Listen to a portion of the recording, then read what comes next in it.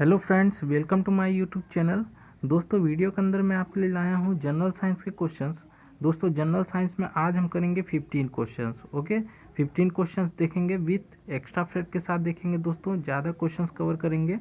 ठीक है, आपको क्या करना है, एज अ मॉक टेस्ट लीजिए और 15 क्वेश्चंस में से आपको कितने स्कोर आप कर पाते हैं कमेंट बॉक्स में ज़रूर बताइएगा। ठीक है, कितने मार्क्स आपको मिलते हैं। दोस्तों, स्टार्ट करते हैं वीडियो। यदि आप चैनल पर नए हैं तो आप चैनल सब्सक्राइब कर लीजिए। डेली ऑन आपको क्लासेस हमारी यूट्यूब चैनल पर मिलेंगी। स्टार्ट करते हैं दोस्तों क्वेश्चंस। फर्स्ट क्वेश्चन है आज का, वॉशिंग मशीन का कार्य सिद्धांत है। ठीक है, वॉशिंग मशीन का पूछा गया है। राइट आंसर हो जाएगा दोस्तों ऑप्शन नंबर ए, अपकेंद्रण। ठीक है, अपकेंद्रण के सिद्धांत पर कार्य करती है वॉशिंग मशीन। अब दोस्तों, अपकेंद्रण क्या है? क्योंकि वॉशिंग मशीन में अपकेंद्री बल काम करता है। जो अपकेंद्रण प्रोसेस होता है उसमें अपकेंद्री बल कार्य करता है। अपकेंद्री बल क्या होता है? Centrifugal force. ठीक है, मान लीजिए गोलाकार वस्तु है, ठीक है, इस पर आप चक्कर लगा रहे हैं। ठीक है, तो ये केंद्र से इसके बाहर की ओर जो बल काम करता है ना, वो होता है अपकेंद्री बल। और अंदर की ओर जो काम करता है वो अभिकेंद्री बल होता है। दोनों जो हैं परिमाण में बराबर होते हैं। ओके, परिमाण में दोनों बल बराबर होते हैं लेकिन विपरीत होते हैं। तो सेंट्रीफ्यूगल के फोर्स के सिद्धांत पर काम करता है कौन? Washing machine.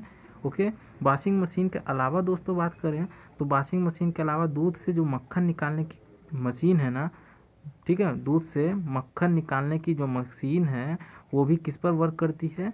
वर्क करती है दोस्तों अपकेंद्रण के सिद्धांत पे। ठीक है, तो ये ध्यान में रखिए। नेक्स्ट क्वेश्चन देखने से पहले दोस्तों ऑप्शन नंबर बी के बारे में आप जान लीजिए। अपोहन एक इम्पॉर्टेंट प्रक्रिया है, डायलिसिस जिसको बोलते हैं, डायलिसिस। अब इस प्रक्रिया में क्या होता है? इस प्रक्रिया के द्वारा रक्त का जो है शुद्धिकरण किया जाता है। कृत्रिम प्रोसेस है ये। ठीक है, कृत्रिम प्रोसेस है, नेचुरली नहीं, ये कृत्रिम प्रोसेस होता है डायलिसिस, जो करवाया जाता है रक्त के शोधन के लिए, यानी रक्त के शुद्धिकरण के लिए। चलिए नेक्स्ट क्वेश्चन है, क्वेश्चन नंबर सेकेंड। लोलक घड़ियाँ, पेंडुलम क्लॉक्स गर्मियों में सुस्त हो जाती हैं क्यों? दोस्तों, डेफिनेटली मैं बोल रहा हूँ ऐसे क्वेश्चन ही आपको रीज़न वाइज मिलेंगे, रीजनेबल क्वेश्चन मिलेंगे कि आप इसमें रीज़न बताए ऐसा क्यों होता है। ठीक है, तो देखिए, लोलक घड़ियों में गर्मियों में सुस्त हो जाती है, इसका रीज़न क्या है? राइट आंसर क्या होगा दोस्तों? ऑप्शन नंबर सी, लोलक की लंबाई बढ़ जाती है। राइट होगा कि नहीं दोस्तों? लोलक की लंबाई बढ़ जाती है, इसलिए गर्मियों में ये सुस्त पड़ जाती है। होता क्या है, लंबाई बढ़ने से उसका आवर्त काल जो होता है, ठीक है, टाइम पीरियड जो बढ़ जाता है, आवर्त काल जो होता है वो बढ़ जाता है लोलक का, इसलिए वो सुस्त पड़ जाती है। क्लियर है? और गर्मियों में बात करेंगे दोस्तों तो रेल की पटरियाँ जो होती हैं वो भी जो होते हैं एक्सपेंड होती हैं। ठीक है, उसमें प्रसार होता है। तो यही रीज़न है गर्मियों में लोलक की घड़ियाँ भी सुस्त हो जाती हैं। नेक्स्ट क्वेश्चन है दोस्तों, क्वेश्चन नंबर थर्ड। ध्वनि ऊर्जा को विद्युत ऊर्जा में परिवर्तित किया जाता है। दोस्तों, यहाँ 43 क्वेश्चन नंबर लिखा हुआ है क्योंकि इससे पहले 40 क्वेश्चन हमने प्रीवियस सेकंड 2 पार्ट में देख चुके हैं। ठीक है, आज हम 41 से लेकर आपको 55 तक ले जाएंगे। चलिए, तो 43 क्या है? ध्वनि ऊर्जा को विद्युत ऊर्जा में परिवर्तित किया जाता है।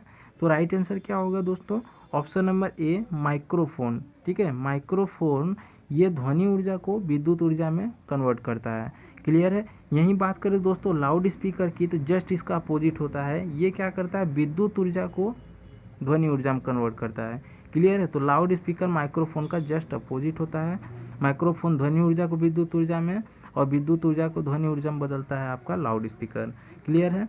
नेक्स्ट है दोस्तों सौर सेल। तो सौर सेल जो है ये आपका सौर ऊर्जा को विद्युत ऊर्जा में बदलता है। ठीक है, सौर ऊर्जा को किस में कन्वर्ट करता है? विद्युत ऊर्जा में कन्वर्ट करता है। ठीक है दोस्तों, बात करें दोस्तों माइक्रोफोन, तो एक ट्रांसड्यूसर यंत्र होता है। ठीक है, ट्रांसड्यूसर यंत्र होता है और इसमें मेन क्या होता है, एक डायफ्राम लगा होता है जिसके कारण ये प्रक्रिया होती है ध्वनि ऊर्जा को विद्युत ऊर्जा में बदलने का। चलिए नेक्स्ट क्वेश्चन देखते हैं, क्वेश्चन नंबर 4 है ये। एक्सरे की खोज किसने की थी? तो एक्सरे की खोज बहुत ही इंपॉर्टेंट, ऐसा खोज वाले क्वेश्चन, खोजकर्ता वाले क्वेश्चंस बनते हैं। तो राइट आंसर क्या होगा दोस्तों? Option number B. ठीक है, रॉन्टजन ने की थी एक्सरे की खोज। ओके दोस्तों, यहाँ बात करें अदर ऑप्शन की तो बैकुरल आपको मालूम होना चाहिए, इन्होंने रेडियो धर्मिता की खोज की थी। ठीक है, रेडियो धर्मिता की खोज किसने की थी? बैकुरल ने की थी। मैडम क्यूरी की बात करें दोस्तों, मैरी क्यूरी लिखा हुआ है, तो इन्होंने खोज की थी रेडियम की खोज की। ओके, और वान ल्यू की बात करें दोस्तों, वान ल्यूवेन हॉक है यहाँ, इनका पूरा नाम है वान ल्यूवेन हॉक। तो इन्होंने सूक्ष्मदर्शी की खोज की। ठीक है, सूक्ष्मदर्शी की खोज की। नेक्स्ट क्वेश्चन देखते हैं, क्वेश्चन नंबर 5, निकट दृष्टि दोष को ठीक किया जाता है। ठीक है, निकट दृष्टि दोष को, तो राइट आंसर होगा दोस्तों ऑप्शन नंबर बी, अवतल लेंस प्रयुक्त करके। देखिए निकट दृष्टि दोष क्या होता है दोस्तों, ऐसा दोष है जिसमें व्यक्ति को जो है पास की वस्तुएं तो दिखेंगी, ठीक है, लेकिन दूर की वस्तुएं नहीं दिखेंगी। क्लियर है, धुंधला दिखेगा दूर की वस्तु। यही एक अपोजिट उसका होता है दूर दृष्टि दोष। इसमें क्या होता है, पास की वस्तुएं जो है ये नहीं दिखेंगी और दूर की वस्तुएं दिखेंगी। ठीक है, तो ये दोष होता है।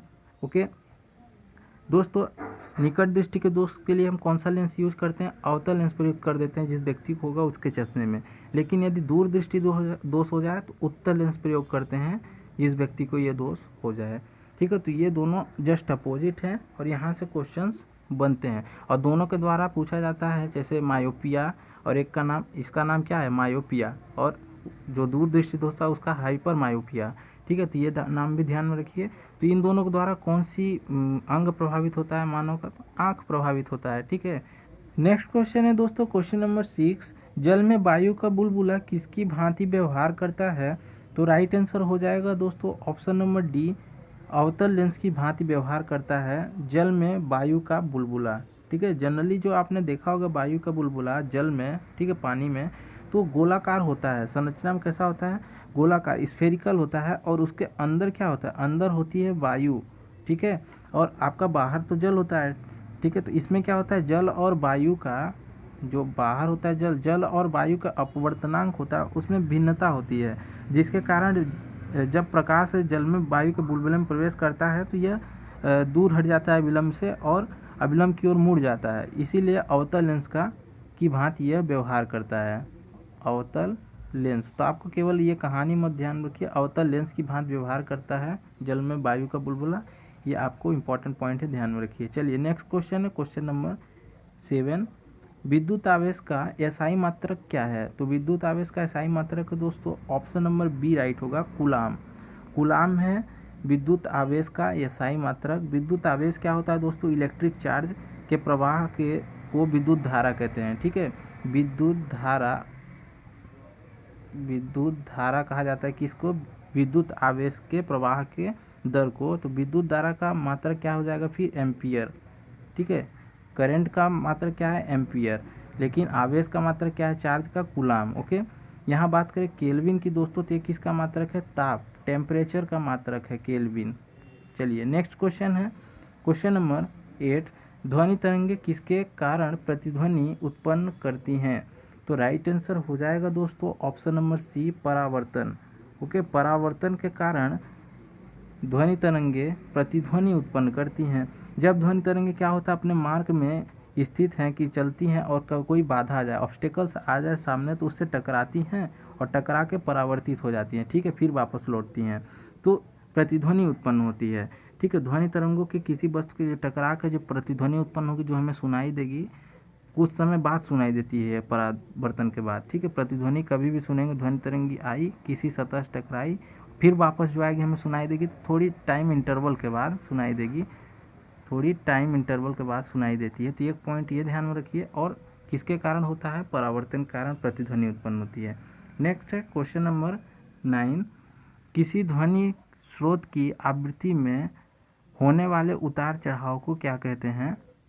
तो ध्वनि स्रोत की आवृत्ति में, फ्रीक्वेंसी में उसका जो अप डाउन होता है वो होता है option number B, Doppler effect के कारण। ठीक है, डॉपलर इफेक्ट के कारण ये होता है। जनरली क्या होता है, श्रोता और जो ध्वनि स्रोत होता है, जैसे साउंड सोर्स हो गया, साउंड का सोर्स, और प्लस आपका यहाँ ऑब्जर्वर खड़ा है, तो होता क्या है कि इन दोनों के बीच में जो मूवमेंट होती है, सापेक्षिक गति इनकी, तो ध्वनि तरंगों की आवृत्ति और तरंग दैर्ध्य जो इसकी वेवलेंथ होती है वो चेंजेस होता है उसमें। ठीक है, चेंजेस होता है, और इसी के कारण क्या होता है, उसमें उतार चढ़ाव होता है। देखिए इसका रीज़न क्या है, एक एग्जांपल लीजिए, एम्बुलेंस की जो आपकी सायरन होता है, सुनाई देता है, जब पास होती है तो ज़्यादा सुनाई देता है, दूर चली जाती है तो दूर होता जाएगा। ठीक है, तो उसमें जो सापेक्षिक स्थिति होती है, ऑब्जर्वर और आपका जो साउंड सोर्स हो गया, इसलिए उसमें उतार चढ़ाव होता है। तो ये क्या कहलाता है, किसके कारण होता है, डॉपलर इफेक्ट के कारण। चलिए नेक्स्ट क्वेश्चन है क्वेश्चन नंबर 10, अणु शक्ति से संबंधित खनिज नहीं है तो अणु शक्ति से संबंधित खनिज दोस्तों ऑप्शन नंबर डी होगा, क्रोमियम। क्रोमियम ये अणु शक्ति से संबंधित नहीं है, बाकी मोनोजाइट, थोरियम, इरिडियम ये सभी अणु शक्ति से संबंधित खनिज हैं। अब बात करें क्रोमियम की, तो क्रोमियम दोस्तों ये चमकदार होती है, ठीक है, ब्राइटनेस इसमें ज़्यादा होती है और स्लेटी भूरे रंग की होती है, ये ध्यान में रखिए, स्लेटी भूरे रंग की ये धातु होती है। ओके, और साथ ही साथ जिसका यूज़ किस लिए करते हैं, यूज़ होता है धब्बा रहित इस्पात बनाने में, यानी उसको बोलते हैं स्टेनलेस स्टील, ठीक है। स्टेनलेस स्टील बनाने में किसका यूज़ होता है, क्रोमियम का यूज़ होता है, ठीक है। और बहुत ज़्यादा इसमें एलॉय भी बनाए जाते हैं, मिश्र धातु बनाने में भी हम यूज़ करते हैं। नेक्स्ट है क्वेश्चन नंबर 11, भारत में प्रचुर मात्रा में उपलब्ध महत्वपूर्ण नाभिकीय ईंधन है। तो प्रचुर मात्रा में कौन सा नाभिकीय ईंधन पाया जाता है दोस्तों, तो ऑप्शन नंबर बी थोरियम, ठीक है, महत्वपूर्ण नाभिकीय ईंधन है थोरियम। दोस्तों थोरियम जो है भंडार प्रचुर मात्रा में है, ठीक है। ये मुख्यतः किससे प्राप्त किया जाता है, तो मोनाजाइट नामक खनिज से ये प्राप्त किया जाता है, ये ध्यान में रखिएगा। मोनाजाइट खनिज से क्या प्राप्त किया जाता है, थोरियम, और भारत में प्रचुर मात्रा में ये नाभिकीय ईंधन है, ठीक है। लगभग 5 लाख टन ऐसा इसकी अवेलेबल है भारत में। और इसका भंडारण तो 2-3 जगह याद रखिए कि इसमें जो केरल है आपका पूर्वी तटीय क्षेत्र, जैसे तमिलनाडु हो गया, आंध्र प्रदेश, उड़ीसा वाला एरिया, पश्चिम बंगाल वाला, तो ये तटीय क्षेत्र जो पूरब तरफ है, ठीक है, ईस्ट साइड, वहाँ ये पाए जाते हैं। चलिए नेक्स्ट क्वेश्चन है क्वेश्चन नंबर 12, सूर्य में ऊर्जा का निर्माण कैसे होता है। तो इसका रीज़न है दोस्तों ऑप्शन नंबर बी, नाभिकीय संलयन के द्वारा। नाभिकीय संलयन के द्वारा ऊर्जा का निर्माण होता है, ठीक है। सूर्य और तारे में क्या होता है दोस्तों, अधिकांश जो हिस्सा होता है हाइड्रोजन प्लस किसका, हीलियम का बना होता है, ठीक है, हाइड्रोजन और हीलियम से। तो इनमें नाभिकीय संलयन होता है, ठीक है, न्यूक्लियर फ्यूज़न होता है, जिसके कारण बहुत ही ज़्यादा मात्रा में ऊर्जा, हीट का निर्माण होता है। देखिए एक होता है नाभिकीय विखंडन दोस्तों, एक होता है नाभिकीय संलयन, ठीक है। तो ये दोनों प्रक्रिया हैं जिसमें भारी मात्रा में ऊर्जा का उत्पादन होता है। सूर्य में किसके कारण होता है, तो नाभिकीय संलयन के कारण, आपको ध्यान में रखना है। नाभिकीय विखंडन की बात करें दोस्तों, तो परमाणु बम इसका परफेक्ट एग्जाम्पल है। परमाणु बम किस सिद्धांत पर काम करता है, तो नाभिकीय विखंडन। नाभिकीय संलयन पर हाइड्रोजन बम, एच बम, हाइड्रोजन बम किस सिद्धांत पर, नाभिकीय संलयन पर काम करता है। नेक्स्ट है क्वेश्चन नंबर 13, नाभिकीय रिएक्टर और परमाणु बम में अंतर क्या है, ये पूछा गया है। तो इसका राइट आंसर हो जाएगा दोस्तों ऑप्शन नंबर बी, नाभिकीय रिएक्टर में श्रृंखला अभिक्रिया नियंत्रित होती है। जो श्रृंखला सीरीज की जो अभिक्रिया होती है, रिएक्शन, वो नियंत्रित होती है, ठीक है, नाभिकीय रिएक्टर में। लेकिन यही बात करें किसमें दोस्तों, आपका परमाणु बम में, तो आप ये जो अभिक्रिया होती है, श्रृंखला अभिक्रिया, ये अनियंत्रित होती है, ठीक है। तो मेन डिफरेंस दोनों में है दोस्तों, नाभिकीय रिएक्टर और परमाणु बम। दोनों आपका नाभिकीय रिएक्टर ये विखंडन पर ही डिपेंडेंट है, ठीक है, लेकिन नाभिकीय विखंडन पर सिद्धांत पर काम करते हैं, चाहे रिएक्टर और चाहे परमाणु बम। लेकिन आपका श्रृंखला अभिक्रिया जो होती है इसमें अनियंत्रित होती है और इसमें जो होती है नियंत्रित होती है, बस यही डिफरेंस। नेक्स्ट है क्वेश्चन नंबर 14, अंतरिक्ष यात्री द्वारा अंतरिक्ष यान से बाहर कोई वस्तु गिराने पर वस्तु होगी। देखिए अच्छा क्वेश्चन है दोस्तों, तो राइट आंसर इसमें क्या होगा, ऑप्शन नंबर सी होगा, अंतरिक्ष यान की गति का अनुसरण करेगी, ठीक है। देखिए कोई भी वस्तु अंतरिक्ष यान के भीतर यदि होगी, चलिए ये कुछ भी है आपका अंतरिक्ष यान, वायुयान, हेलीकॉप्टर, कुछ भी है, तो जब इसके साथ ये उड़ रही है तो इसी दिशा में हम बढ़ रहे हैं ना, उसके अंदर कोई भी वस्तु है, इसको फेंक दिए नीचे तो क्या होगा, ये धीरे धीरे नीचे गिरने लगेगा, लेकिन कुछ देर तक तो इसके मार्ग का अनुसरण करेगी, उसके रास्ते में जाने का, ठीक है, क्योंकि गतिमान है ये वस्तु। ओके, तो यही रीज़न है कि वो अंतरिक्ष यान की गति का अनुसरण करेगी। क्वेश्चन है दोस्तों क्वेश्चन नंबर 15, गुरुत्वाकर्षण क्षेत्र की तीव्रता पृथ्वी पर कहाँ अधिकतम होगी। तो right answer option number A हो जाएगा, ध्रुवों पर अधिकतम होती है गुरुत्वाकर्षण क्षेत्र की तीव्रता। पृथ्वी गोलाकार होती है, केंद्र पर अधिकतम गुरुत्वाकर्षण क्षेत्र की तीव्रता होती है, क्योंकि ध्रुवों पर क्या होता है, वो चपटी होती है। कैसी होती है, चपटी होती है, जिससे केंद्र के समीप होती है, तो इसलिए वहाँ ध्रुवों पर ज़्यादा होता है और विषुवत रेखा पर सबसे कम। तो ये भी ध्यान में रखिएगा, विषुवत रेखा पर कम और ध्रुवों पर सबसे ज़्यादा। किसकी बात कर रहे हैं हम, गुरुत्वाकर्षण क्षेत्र की तीव्रता की, ठीक है दोस्तों। तो ये इंपॉर्टेंट क्वेश्चन आज 15 क्वेश्चन थे।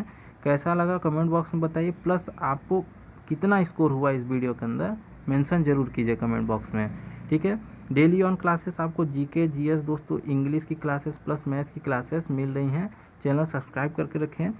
मिलते हैं दोस्तों नए वीडियो में, तब तक के लिए जय हिंद।